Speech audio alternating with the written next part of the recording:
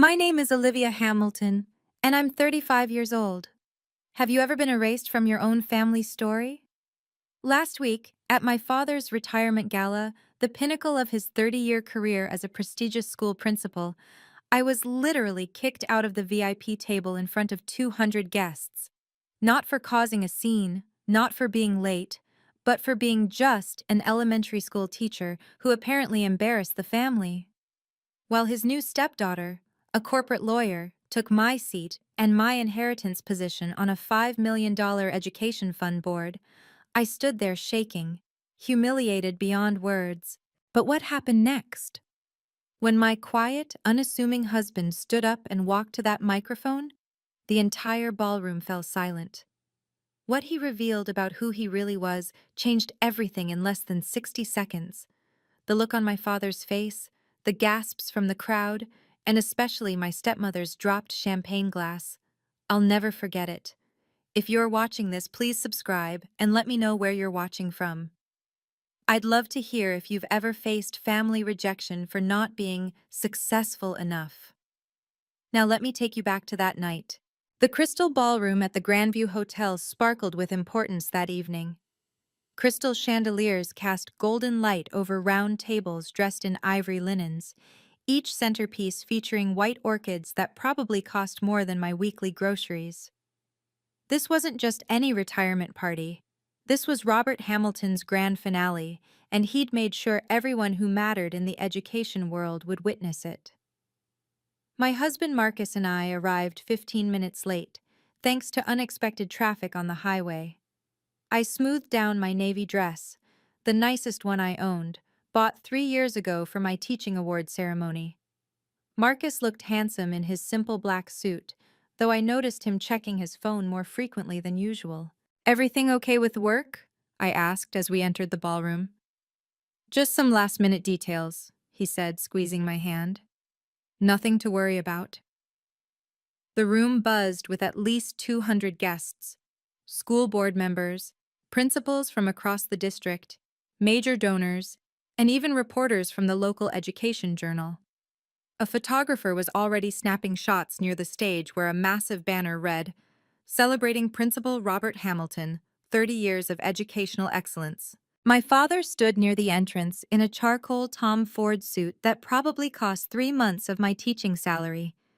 Patricia, his wife of 4 years, glittered beside him in a gold sequined gown, her diamond necklace catching the light with every practiced laugh. They looked like they belonged on a magazine cover. "Olivia!" Dad's voice boomed when he spotted us, though his smile didn't quite reach his eyes. "You made it." "Of course, Dad. Wouldn't miss your big night." Patricia's gaze swept over my dress with barely concealed disappointment. "How nice of you to come. Jessica's been here for an hour already, networking with the board members." Jessica, Patricia's daughter, the successful one. "The traffic was—" I started. "No excuses necessary," Patricia cut in smoothly. "Let's get you to your table." As we walked through the crowd, I noticed the local news crew setting up cameras near the stage. Whatever announcement my father planned tonight, he wanted it documented. Marcus's phone buzzed again, and he glanced at it briefly, his expression unreadable. Something about this night felt different. The way Patricia kept smiling, the way my father avoided direct eye contact, and especially the way Marcus kept his phone close, like he was waiting for something. I just didn't know yet that I was about to be erased from my own family's narrative. The place cards at the VIP table gleamed like tiny verdicts. I scanned them twice, then a third time, my stomach dropping with each pass. Robert Hamilton, Patricia Hamilton, Jessica Morrison, David Chen, board members, major donors, no Olivia Hamilton. "There must be some mistake with the seating," I said, trying to keep my voice light.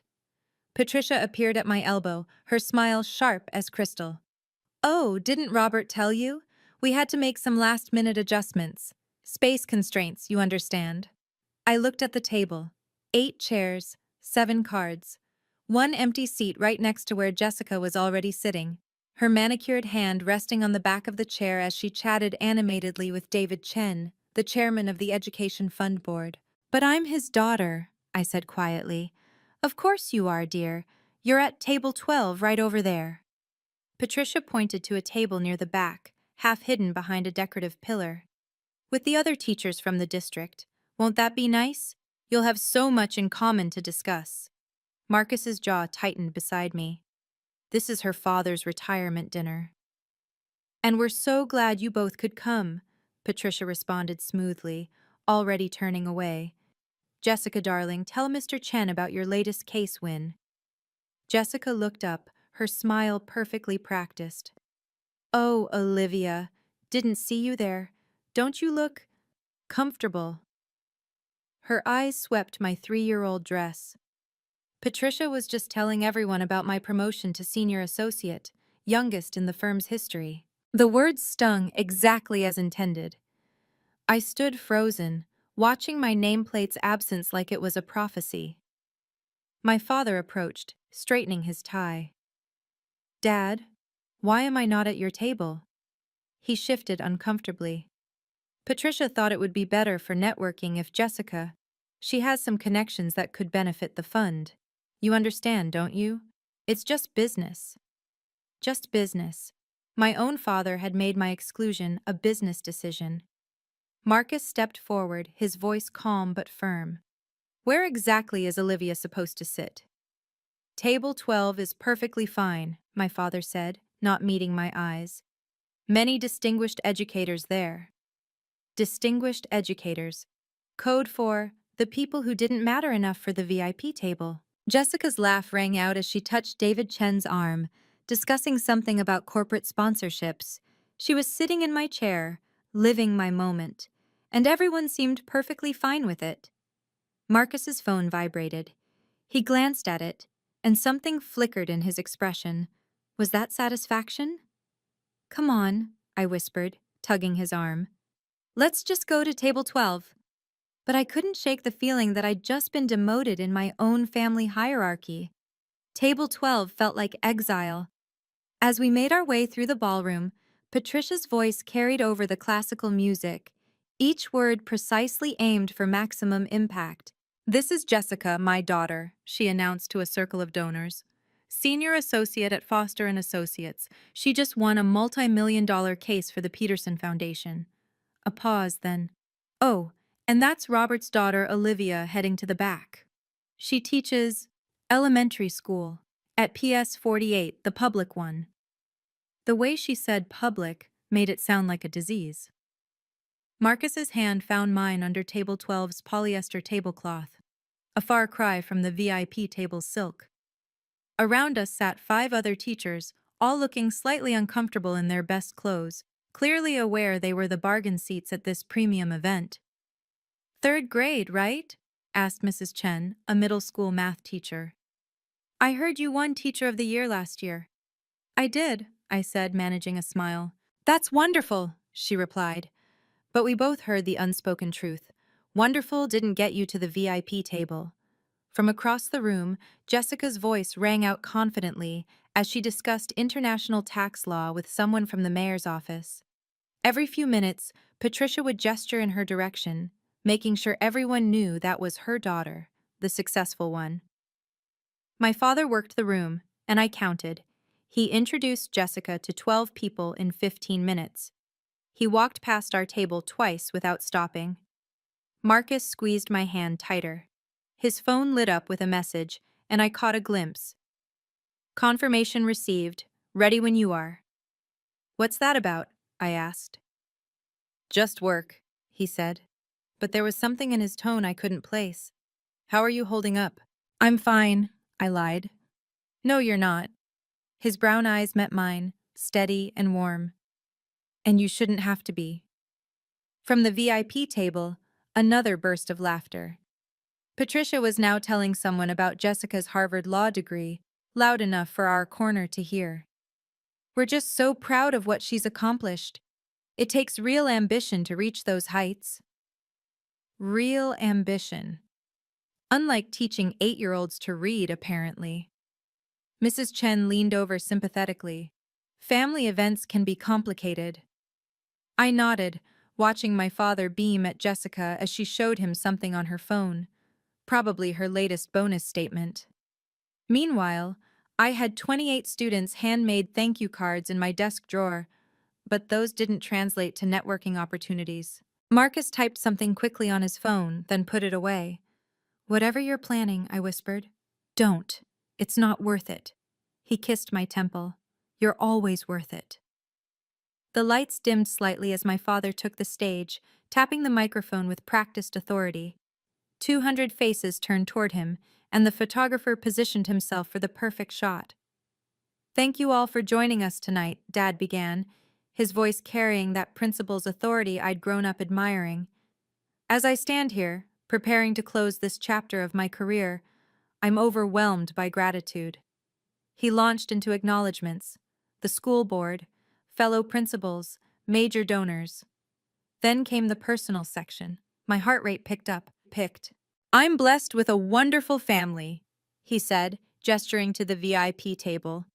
"My beautiful wife Patricia, who's been my rock these past 4 years. And I'm especially proud tonight to have Jessica Morrison here, Patricia's daughter, who I've come to think of as my own." As my own.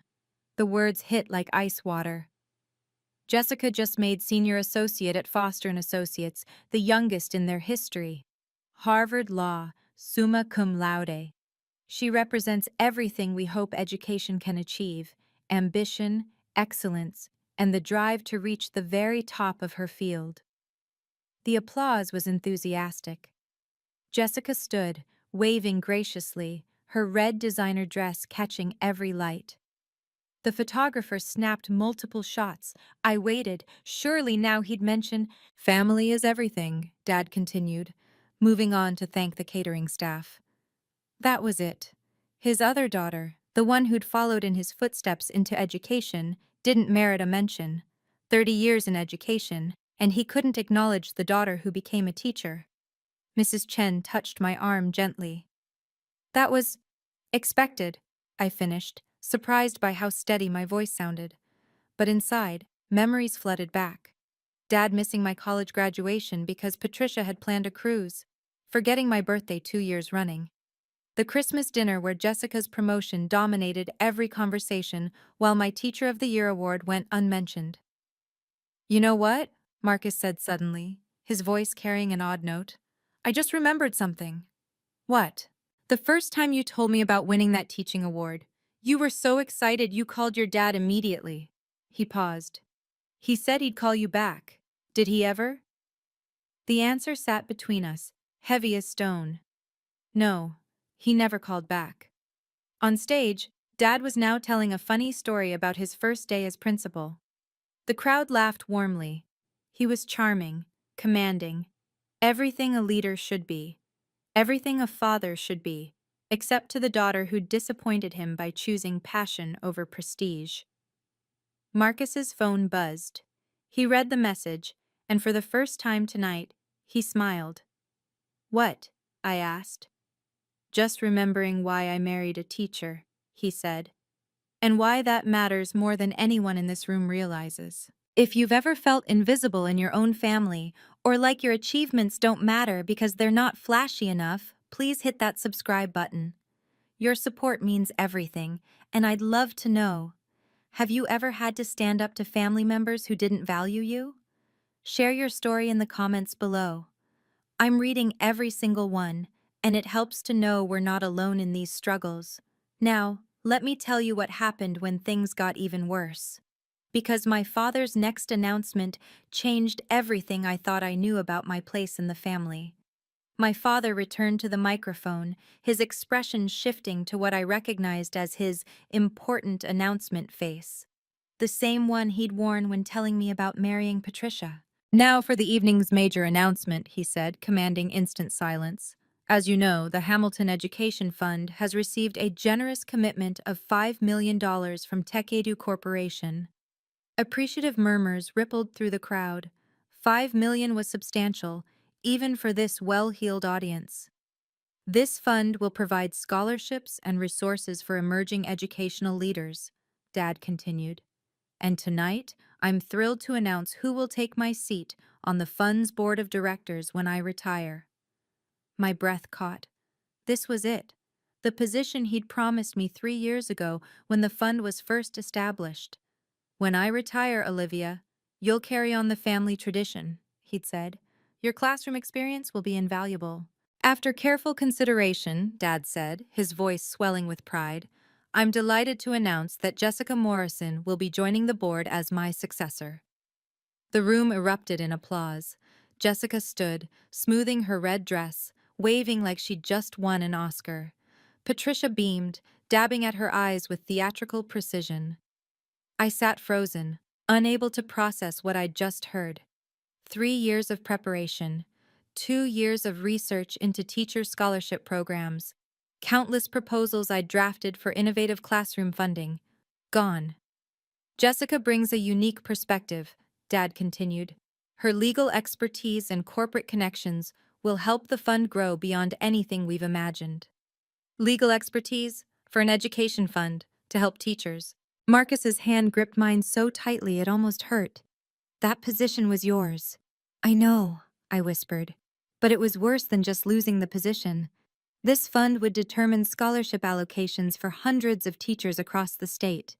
Teachers like me, who Jessica had probably never spoken to outside of tonight. She didn't know the difference between Common Core and state standards. She'd never spent a day in a classroom. Furthermore, Dad added, Jessica will be working closely with our primary sponsor, Tech Edu Corporation, to ensure their vision aligns with our goals. Their vision, not educators' vision, not teachers' needs, corporate vision. Mrs. Chen gasped softly beside me. But you're an actual teacher. You understand what we really need. I did, which was exactly why I wasn't chosen. Marcus stood abruptly. Excuse me for a moment. Where are you going? To make a call, he said, his voice carrying an edge I'd never heard before. This changes things. As he walked away, phone already at his ear, I watched Jessica accepting congratulations at the VIP table. My inheritance transformed into her stepping stone. The full weight of what I'd lost hit me as David Chen, the board chairman, stood to elaborate on the position's responsibilities. The board member will oversee allocation of nearly $500,000 annually in teacher scholarships, he explained. They'll determine funding priorities, select recipients, and shape the future of educational support in our state. $500,000 every year for teachers who desperately needed support. I thought about Mrs. Rodriguez at my school, taking weekend shifts at Target to buy classroom supplies. About James, the second-grade teacher who'd started a GoFundMe for special education resources. About my own $200 monthly spending on books and materials. This position could have changed all that. I've prepared a comprehensive proposal, Jessica was telling someone at her table, loud enough to carry, focusing on leadership development and administrative advancement programs. Administrative advancement, not classroom supplies, not teacher retention, not the things that actually mattered to the kids we taught every day. My phone buzzed with a text from Marcus. Need you to trust me. Something important is about to happen. I looked around, but couldn't spot him in the crowd. Where had he gone? Patricia's voice cut through my thoughts as she addressed a group near our table, ensuring we could all hear. Jessica's already identified several partnership opportunities with corporate sponsors. Real innovation, not just the same old classroom charity drives. Classroom charity drives. Is that what she thought of our fundraising efforts? 2 years, I said quietly to Mrs. Chen. I've spent 2 years researching teacher burnout, creating retention strategies, designing mentorship programs. We know, she said gently. We all know what you've done for this community. But knowing didn't matter. Not here, not in this room where success was measured in billable hours and corporate connections. My father was back at the microphone. Jessica will bring fresh perspective to education funding. Sometimes it takes an outsider to see what insiders miss. An outsider. After 30 years in education, he truly believed an outsider would serve teachers better than an actual teacher. My phone lit up with another message from Marcus. Watch David Chen. This is important. I looked toward the VIP table. David Chen was reading something on his phone, his expression shifting from casual interest to sharp attention. He glanced around the room, searching for someone. Before we continue, David said, standing suddenly, I'd like to clarify something about our corporate sponsors. The room quieted. This wasn't part of the program. Patricia looked confused. Jessica's smile faltered slightly. And somewhere in the crowd, my husband was orchestrating something I didn't yet understand. I couldn't sit there anymore, not with 200 people witnessing my erasure. My legs moved before my brain caught up, carrying me toward the VIP table with a determination I didn't know I possessed. Dad, we need to talk. The conversation at the table stopped. 7 faces turned toward me, including Jessica's perfectly composed smirk. Not now, Olivia. His tone carried that principal's authority that used to make students freeze. Yes, now, this can't wait. You're making a scene! Patricia's voice was ice wrapped in silk. Am I? Because I thought we were celebrating education tonight. I kept my voice steady, professional, the same tone I used with difficult parents. That position was promised to me 3 years ago. Circumstances change, Dad said, not meeting my eyes. What circumstances? My teaching award? My master's degree? My decade of classroom experience? Jessica laughed, a tinkling sound like breaking glass. Olivia, managing a multi-million-dollar fund requires more than good intentions. You're right. It requires understanding what teachers actually need. Which is why we need someone with real-world experience, Patricia interjected. Real-world experience? The words came out sharper than intended. I teach 28 eight-year-olds every day. I buy supplies with my own money. I work 60-hour weeks for $40,000 a year. How much more real does it get? People at nearby tables were turning to watch. Someone had their phone out recording. This is embarrassing, Dad hissed. You need to leave, now. Embarrassing? What's embarrassing is giving an education board seat to someone who's never set foot in a classroom. Security, Patricia called out, raising her hand. 2 security guards started moving toward us. The photographer was snapping pictures. This was it, the moment I became the crazy daughter who ruined her father's retirement. I'm going, I said, backing away. But everyone here should know that Robert Hamilton just chose networking over knowledge, connections over compassion. His legacy isn't education, it's opportunism. Get out. Dad's face was red, his composure finally cracking. You're no longer welcome here. The words hit harder than any slap. No longer welcome. At my own father's retirement. As security approached, a calm voice cut through the tension. That won't be necessary. Marcus appeared beside me, his presence steady as a lighthouse. He addressed the security guards with quiet authority. We're leaving voluntarily. But first, Mr. Hamilton, one question. Dad glared at him. What? Do you know who your primary sponsor actually is? The CEO of Tech Edu Corporation? Of course, some tech executive. What does that? Interesting.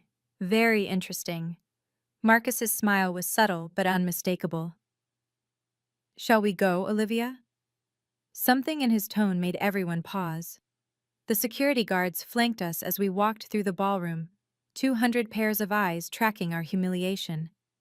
Someone whispered, Is that his actual daughter? Another person held up their phone, live streaming the spectacle. You're embarrassing yourself, Patricia called out, loud enough for everyone to hear. This is what happens when you can't accept your limitations. I stopped walking, turned back. The entire room held its breath. My limitations?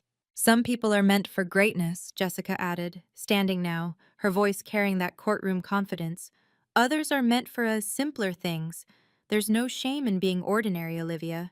Ordinary. The word hung in the air like a verdict.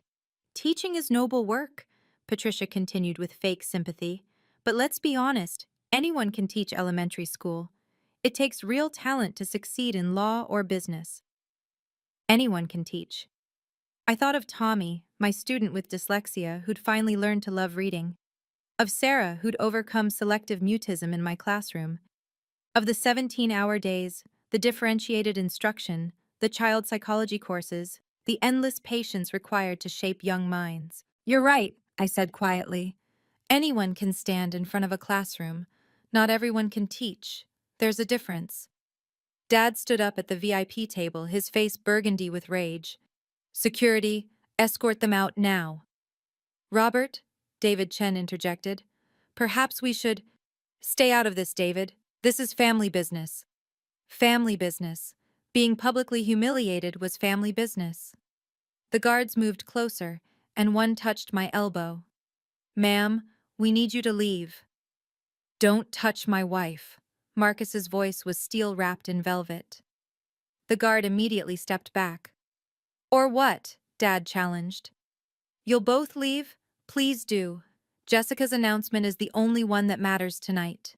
Marcus pulled out his phone, typed something quickly. You're absolutely right, Robert.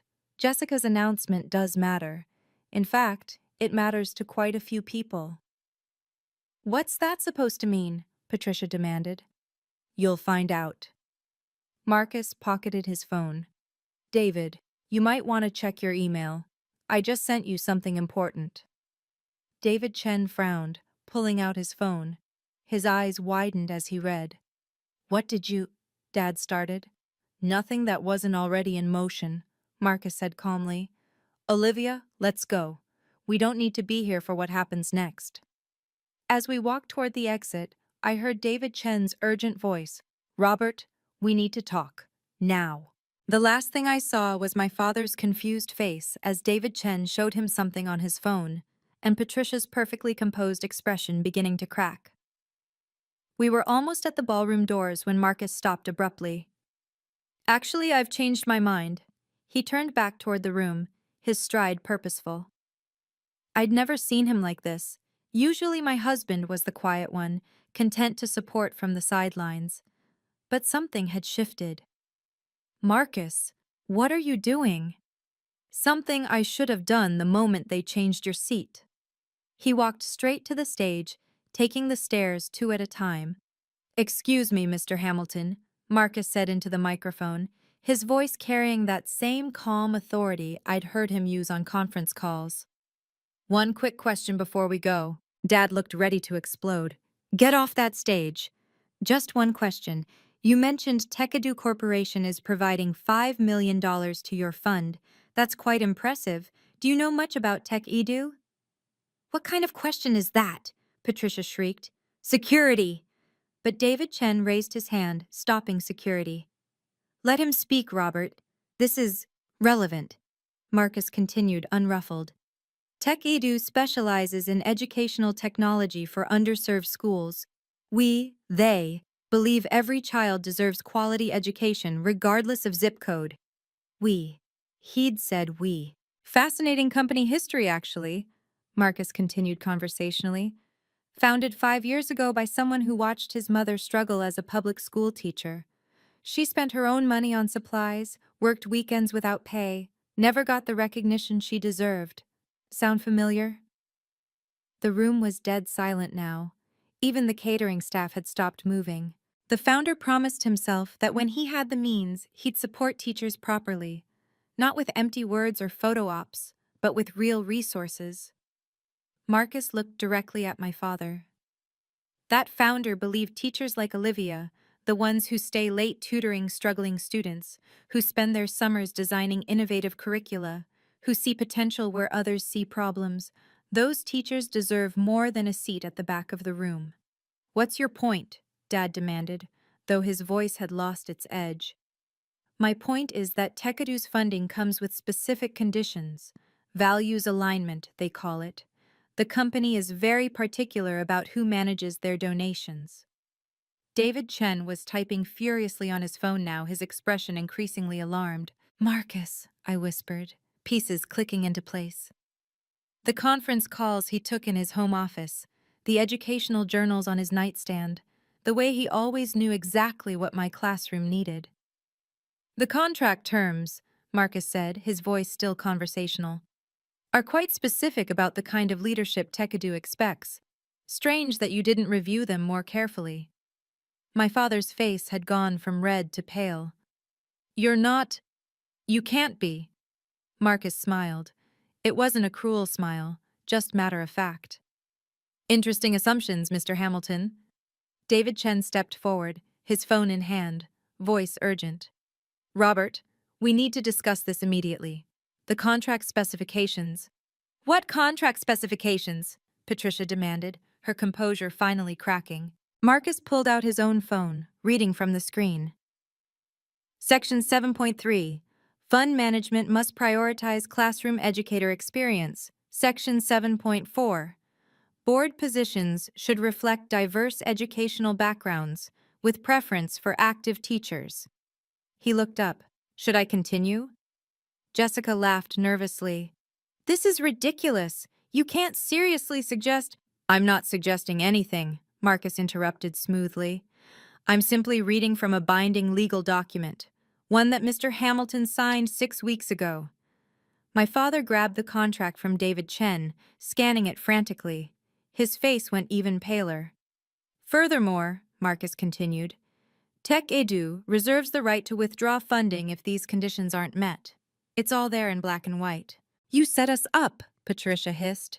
No, we offered $5 million with clear conditions. You just assumed you could ignore them. Marcus's voice remained perfectly professional. Interesting how you never bothered to ask who ran Tech Edu. You saw the money and assumed the details didn't matter. I noticed something then. The Tech Edu logo on the massive backdrop behind the stage. The same stylized apple with a graduation cap I'd seen on Marcus's laptop screen dozens of times. How had I missed it? This is entrapment. Jessica stood up, her lawyer instincts kicking in. Actually, it's contract law, Marcus replied. Your specialty, I believe? Then you'll appreciate Section 12.1. Any public announcement of board positions without sponsor approval constitutes breach of contract. The room buzzed with whispers. Phones were out everywhere, recording this unprecedented reversal. David Chen cleared his throat. Robert, as board chairman, I have to ask, did you review this contract with legal counsel before signing? Patricia said Jessica had reviewed it. All eyes turned to Jessica, who suddenly looked less like a senior associate and more like a deer in headlights. I skimmed it. It seemed standard. Skimmed. David Chen's tone could have frozen water. A $5 million contract and you skimmed it. Marcus stepped back from the microphone. Mr. Chen, I believe you have some decisions to make about the fund's leadership. We'll await your response. As he walked back toward me, the room erupted. David Chen was calling an emergency board meeting. Patricia was screaming at Jessica. My father stood frozen, staring at the contract like it might disappear if he looked hard enough. And on the backdrop behind them all, the Tech Edu logo seemed to glow a little brighter. Are you still with me? If this story resonates with you, please take a second to like this video. It really helps more people find these stories. And if you're wondering what Marcus is about to reveal, trust me, you won't want to miss this next part. Have you ever had someone stand up for you when you couldn't stand up for yourself? That moment when someone you love shows you just how valued you really are? Let me know in the comments. Now here's where everything changed, where the truth finally came out in front of everyone. Patricia's composure shattered completely. She grabbed the microphone from the podium, her voice shrill with desperation. This is manipulation. This man, she pointed at Marcus, has been deceiving us all, hiding who he was. Olivia probably planned this whole thing. Planned what? I asked, finding my voice. Planned to be humiliated at my father's retirement? Planned to be told I'm an embarrassment to the family? You are an embarrassment. Patricia's mask finally slipped entirely. A teacher making $40,000 a year, driving a 10-year-old Honda, shopping at Target. Do you know how it looks when Jessica and I have to explain you at country club events? The room gasped collectively. Someone whispered, "She actually said that out loud." "And you," Patricia turned on Marcus, "pretending to be some nobody when you're—" "When I'm what?" Marcus asked calmly. "A successful man who loves his wife, who's proud that she shapes young minds, who thinks her work matters more than any corporate deal." Jessica grabbed the microphone from her mother. "This doesn't change anything. I have the qualifications, I have the connections." "You have no experience with education," I said, stepping forward. "Name one educational theory, one classroom management technique, one learning disability accommodation." Silence. "That's what I thought." "Experience doesn't matter when you have talent," Jessica snapped. "Some people are born leaders. Others are just teachers." Just teachers. There it was again. My father finally found his voice. "Olivia has always lacked ambition, always settled for less. I tried to push her toward law school, business school, anything with prestige. But she chose this. This. 10 years of dedication reduced to a disappointed this." "You know what?" I said, my voice carrying across the silent ballroom. "You're right. I chose this. I chose to wake up every day and make a difference. I chose to be the person kids run to with their problems. I chose meaning over money." "How noble," Patricia sneered. "And how convenient that your husband's money lets you play teacher without worrying about bills." The accusation hung in the air like poison. Around us, 200 people watched this family implode, their phones capturing every word. "My wife," Marcus said quietly, "has never taken a penny from Tekadu. She doesn't even know the full extent of—" He stopped. "Actually, you know what? It's time everyone knew exactly who deserves respect in this room." He walked back to the stage with purpose, and this time, no one tried to stop him. "Ladies and gentlemen, I have an announcement." Marcus stood at the podium with a quiet confidence I'd seen him display only in our most private moments, when he talked about changing education, about making a difference. The ballroom fell completely silent. "My name is Marcus Hamilton," he began. "Yes, I took my wife's last name when we married.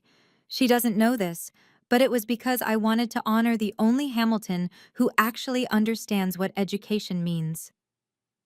My breath caught. He'd never told me why he'd taken my name.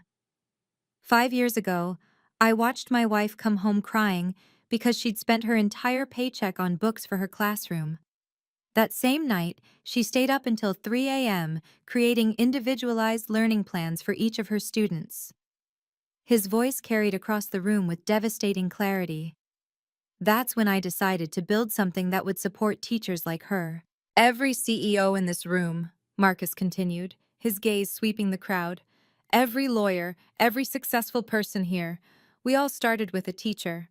Someone who saw potential in us. Someone who stayed after school to help us understand. Someone who believed in us when we didn't believe in ourselves." David Chen nodded slowly, his expression thoughtful.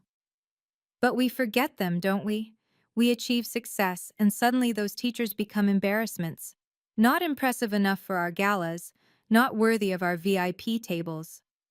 "This is grandstanding," Patricia protested weakly. "No," Marcus replied. "This is truth. Olivia has touched more lives in 1 year of teaching than most of us will in entire careers. Her students write to her years later. Parents credit her with changing their children's trajectories. But tonight, she wasn't good enough for the family table."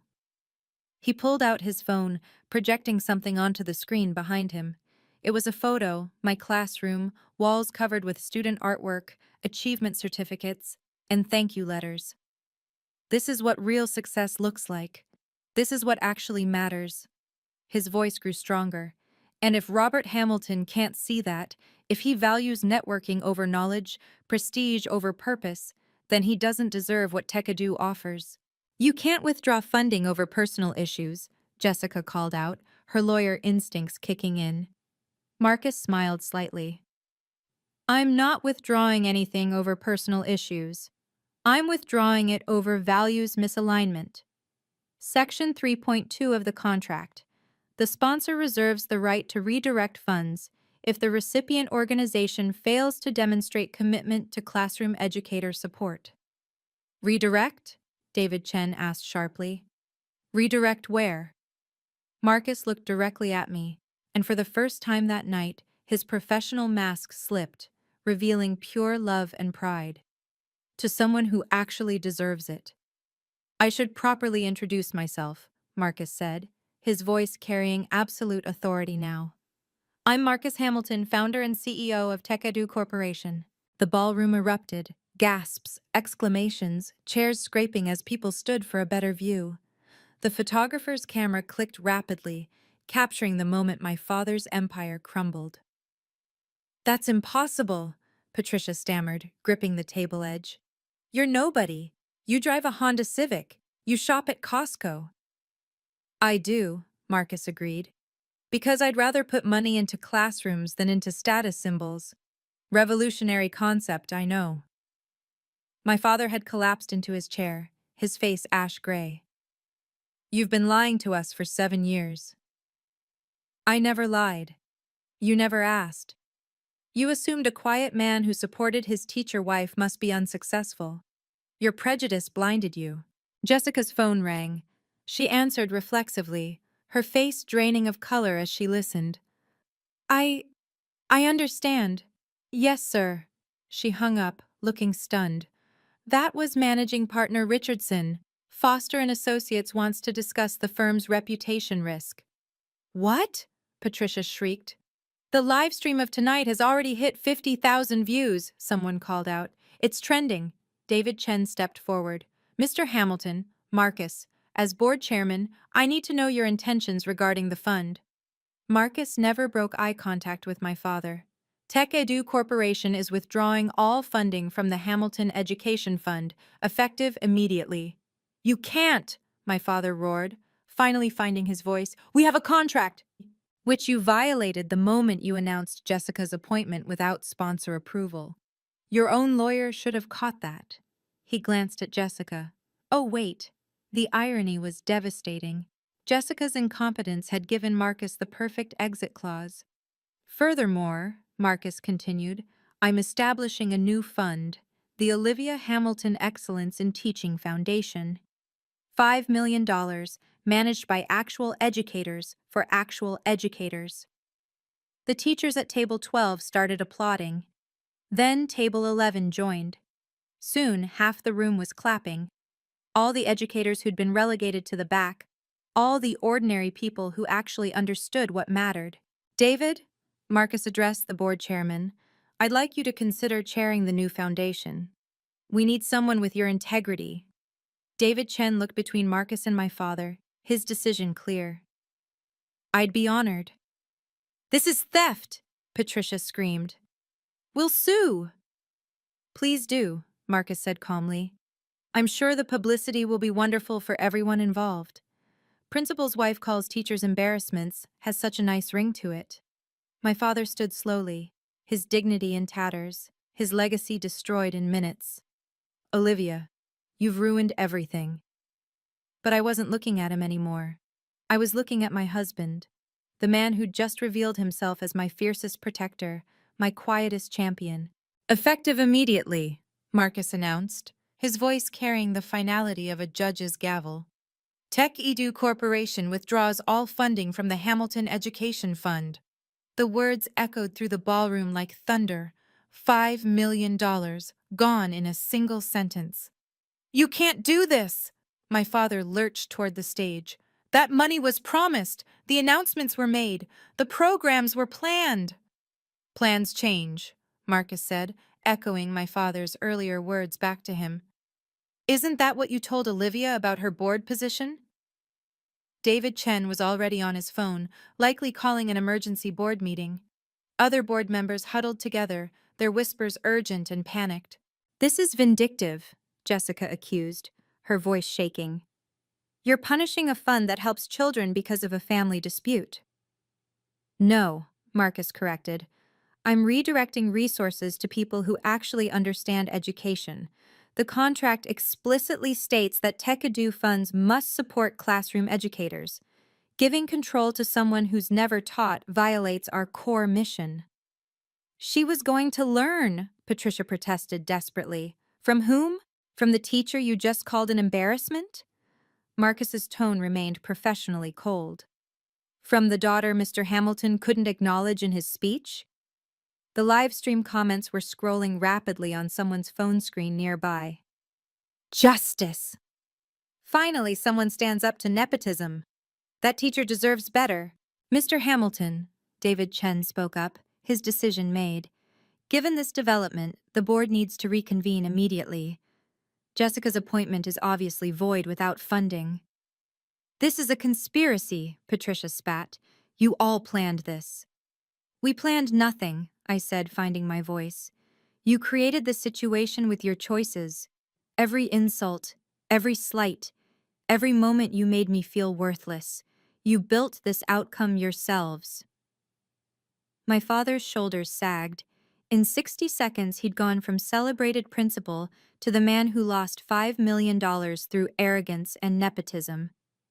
The teaching community deserves better, Marcus continued. They deserve leaders who understand their struggles, who value their contributions, who see them as professionals, not embarrassments. Please, my father said quietly, the fight draining from him. The fund helps hundreds of teachers. And it still will, Marcus replied. Just not under your name, not under leadership that sees teachers as less than. The Olivia Hamilton Foundation will serve the same community with actual respect. A reporter pushed forward. Mr. Hamilton, are you saying this was personal? Marcus considered the question. I'm saying that values matter. If you can't respect teachers, you shouldn't control teacher funding. It's that simple. The security guards who'd almost escorted us out earlier now stood awkwardly, unsure what to do. The power dynamic had shifted so completely, they looked to Marcus for direction. We're done here, Marcus said simply. Marcus returned to the microphone one final time, his presence commanding absolute attention. Before we leave, I want to announce the establishment of the Olivia Hamilton Excellence in Teaching Foundation. His voice carried pride that made my eyes burn with tears. $5 million, dedicated to supporting classroom educators who do the real work of shaping our future.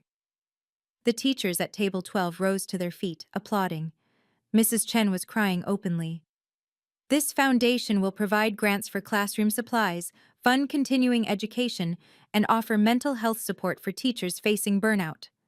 Marcus looked directly at me. It will be chaired by someone who understands what teachers actually need, because she is one. You want me to? I couldn't finish the sentence. If you'll accept, Marcus said softly. Though I should mention, I never told you about Tekadu because I wanted you to love me for me, not for this.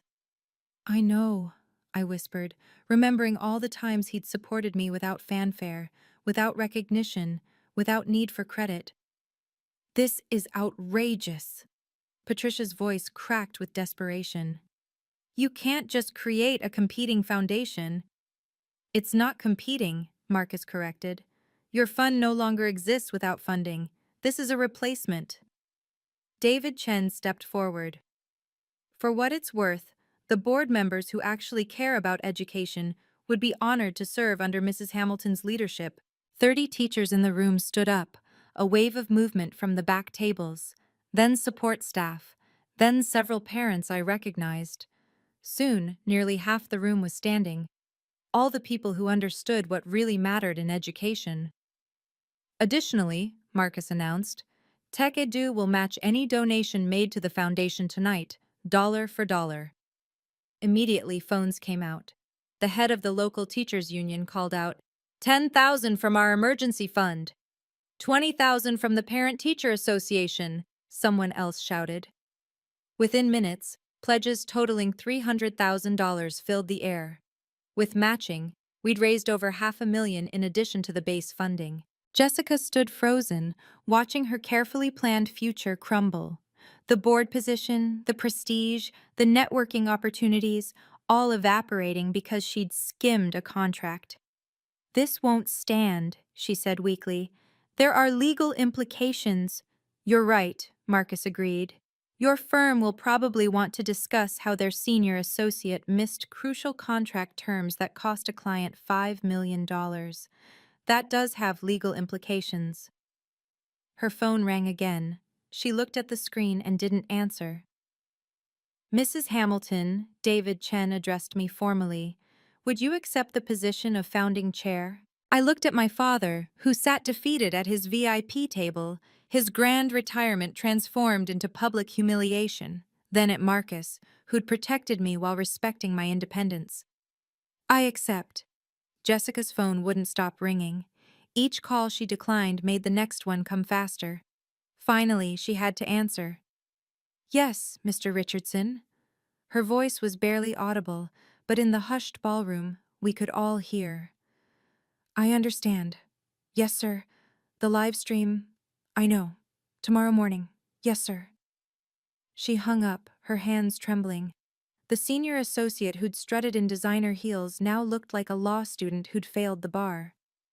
They want to discuss damage control, she said numbly. The firm's biggest education client saw the stream. They're reconsidering their representation.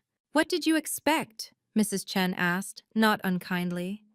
You publicly insulted an entire profession. Teachers are parents, too. They're voters, they're clients. The reality was sinking in. Jessica hadn't just insulted me. She'd insulted every teacher watching, every parent who valued education, every person who remembered a teacher who'd changed their life. Patricia grabbed her daughter's arm. We'll fix this. We'll issue a statement. We'll say you were misquoted. It's live-streamed, Mom, Jessica said flatly. 50,000 views and climbing. The legal blogs are already picking it up. Lawyer who skimmed multi-million-dollar contract calls teachers worthless. Her phone buzzed with the text. She read it and actually laughed. A broken, disbelieving sound. The State Bar wants to discuss my public conduct. Apparently, demeaning educators violates professional ethics standards. Marcus spoke quietly. Actions have professional consequences. You chose to build your career on stepping on others. Now others are stepping back. This is your fault. Patricia turned on me viciously. If you'd just accepted your place— Her place? Marcus interrupted. Her place is wherever she chooses to stand. And tonight, she's standing as the head of a foundation that will actually help teachers, not just use them for photo opportunities. David Chen cleared his throat. Robert, the board needs your resignation letter by Monday. Given tonight's events, your continued involvement would be problematic. My father didn't respond. He sat staring at the tablecloth, aging years in minutes. For what it's worth, I said quietly, I never wanted this. I just wanted to be included, to be valued, to have my father proud of what I do. I was proud, he said hoarsely. I wanted more for you. More than shaping the future? More than being loved by 28 kids who think I hung the moon? More than making a real difference? I shook my head. That's not more, Dad. That's just different. And different isn't better. Jessica's phone rang again, another client pulling out, another consequence landing. The empire built on dismissing teachers was crumbling, one phone call at a time.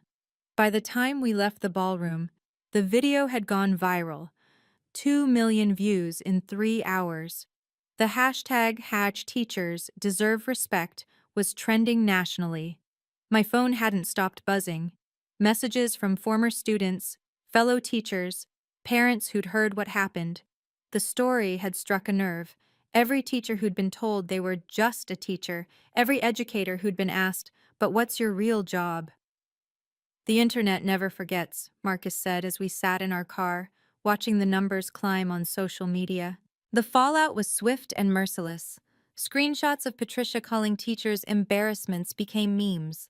Jessica's "Some people are meant for greatness, others for teaching" was printed on protest signs outside Foster and Associates by morning. My father's reputation, built over 30 years, destroyed in one night. The principal who didn't value teachers, the educator who saw education as embarrassing. The irony was devastating. 3 days later, the school board released a statement. In light of recent events, Robert Hamilton has voluntarily accelerated his retirement, effective immediately. Voluntarily. We all knew what that meant. Patricia and Jessica moved to Connecticut within the month. Jessica's partnership track at Foster and Associates had been indefinitely postponed. She took a position at a small firm specializing in real estate law. No more education clients, no more prestigious cases. Her LinkedIn profile no longer mentioned Harvard Law in the first line. But the positive responses overwhelmed everything else. Teachers from across the country sharing their stories. Parents thanking me for standing up. Students, so many students, saying their teachers deserved better.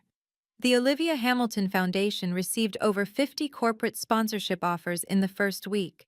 Companies wanted to be associated with respecting teachers, not dismissing them. We had to hire staff just to process the applications. You know what the ironic part is? I told Marcus as we reviewed foundation applications. Dad spent 30 years in education, but he'll be remembered for disrespecting educators. He made his choice, Marcus said simply. Every time he introduced Jessica instead of you. Every time he valued prestige over purpose. Choices have consequences.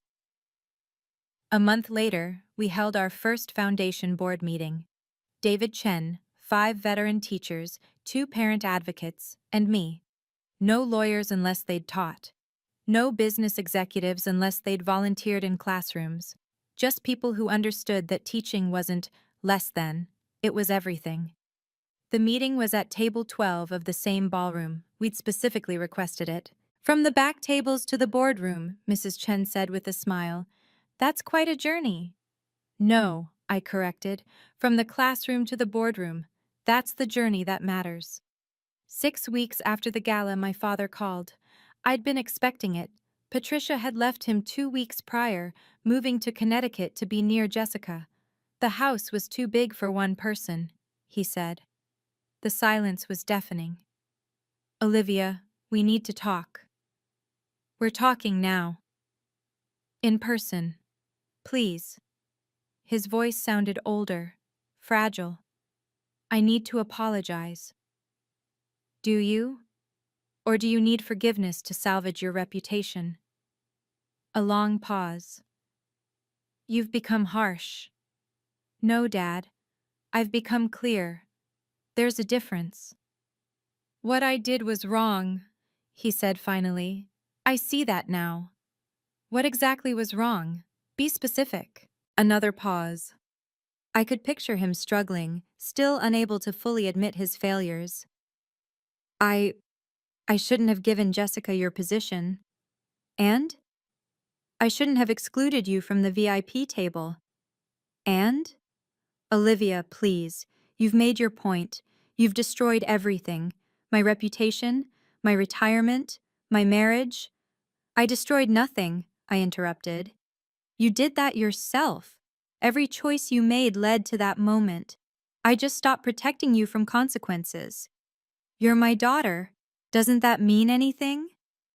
It meant everything to me. But what did it mean to you? Was I your daughter when you forgot my birthday twice? When you missed my teaching award ceremony for Patricia's book club? That's not fair.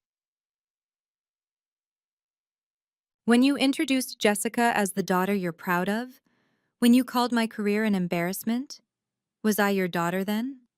Silence stretched between us, years of hurt condensed into seconds. What do you want from me? He asked finally. Nothing. That's the point. I don't need anything from you anymore. So that's it? You're cutting me off? I'm setting boundaries. If you want a relationship, here are my terms.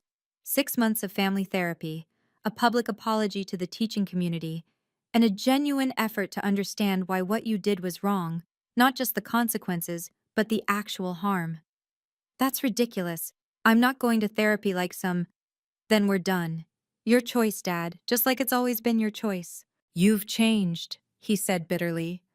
Marcus has turned you against me. No, Dad. Marcus showed me I deserved respect.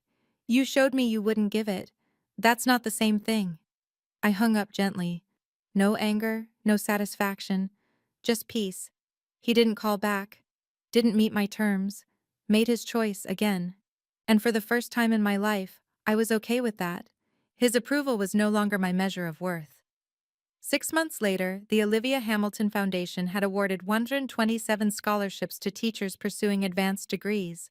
We'd provided emergency grants to 89 classrooms facing supply shortages. We'd funded mental health support for over 200 educators experiencing burnout. But I still taught third grade at PS 48. "Why don't you quit?" a reporter asked during an interview. "You're running a multi-million-dollar foundation." "Because I'm a teacher," I replied simply. "The foundation exists to support teachers. How can I do that if I stop being one?" Marcus and I had moved nothing about our daily life. We still lived in our modest two-bedroom apartment. He still drove his Honda Civic.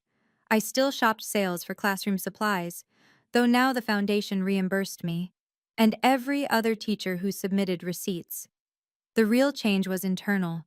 I walked taller, spoke clearer, set boundaries without apology. "Mrs. Hamilton!"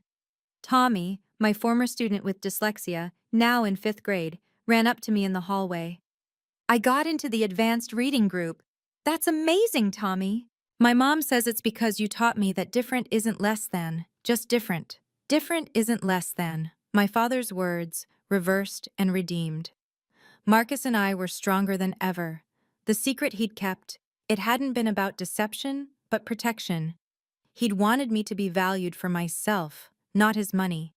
He'd wanted my father to see my worth without knowing about tech edu. "Any regrets?" I asked him one evening as we reviewed foundation applications together. "Only one," he said. "I wish I'd stood up for you sooner." "You stood up when it mattered most." We'd been trying for a baby for 2 years. The stress of family drama hadn't helped. But now, with peace in our lives, with boundaries firmly set, something shifted. The test showed 2 lines. "A teacher's baby," Marcus said, his hand on my still flat stomach. "They're going to change the world." "Every baby changes the world," I corrected. "Teachers just help them realize it." My father hadn't met my terms. No therapy, no apology, no effort to understand. Patricia sent occasional nasty emails that went straight to spam. Jessica had reinvented herself as a work-life balance coach on Instagram, never mentioning her legal career. But I had 28 eight-year-olds who thought I was magic, a husband who saw my true worth, a foundation helping thousands of teachers, and now, a baby on the way. Different wasn't less than. It was everything. Looking back now, I realize the most important lesson from that night wasn't about revenge or justice. It was about recognition, not from others, but from ourselves. Your worth isn't determined by someone else's inability to see it. Read that again. Your worth exists regardless of who acknowledges it. I spent 35 years seeking my father's approval, measuring my success through his eyes. But teaching isn't less than law. Caring isn't less than competing. Service isn't less than status. These are different paths, not different values. The hardest boundary I ever set wasn't with my father, it was with myself. The boundary against self-doubt, against internalized criticism, against believing that choosing purpose over prestige made me less than. Marcus didn't save me that night. He revealed what was already true, that my work mattered, that my choice had value, that the 28 kids who learned to read in my classroom were just as important as any corporate merger. The foundation has grown beyond anything we imagined. But you know what makes me proudest? Last week, one of my former students became a teacher. She said, "Mrs. Hamilton, you showed me that teaching is a superpower." It is. Every teacher reading this, watching this, living this, you have superpowers. You shape minds. You build futures. You catch children when they fall and teach them to fly. That's not ordinary. That's extraordinary. My father and I haven't spoken in 8 months. Maybe we never will. But I've learned that family isn't about blood. It's about respect. It's about the people who see your worth when you're doubting it yourself. It's about the husband who builds an empire to honor your work. It's about the students who write thank you letters 10 years later. For those of you facing similar situations, whether it's family, friends, or colleagues who diminish your choices, remember this. Their inability to see your value doesn't diminish it. Their need to rank worth by salary doesn't define it. Their discomfort with your joy doesn't destroy it. Set your boundaries with love, but hold them with steel. You deserve to be celebrated, not tolerated. You deserve to be valued, not compared. You deserve respect for the path you've chosen, especially when that path serves others. And sometimes, just sometimes, the universe conspires to give you a Marcus, someone who sees you, values you, and when necessary, reveals the truth about your worth to the world. But even if it doesn't, even if you're standing alone at table 12 while others sit at the VIP table, remember that your worth isn't determined by your seat assignment. It never was. Thank you so much for listening to my story. If it touched you in any way, please subscribe and hit the notification bell. I share stories like this every week. I'd love to hear from you. Have you ever had to choose between family approval and self-respect? What would you have done in my situation? And teachers, what's the most dismissive thing someone said about your profession? Let's celebrate each other in the comments. Remember, you deserve to be valued for who you are, not who others want you to be. Until next time, stay strong and keep setting those boundaries.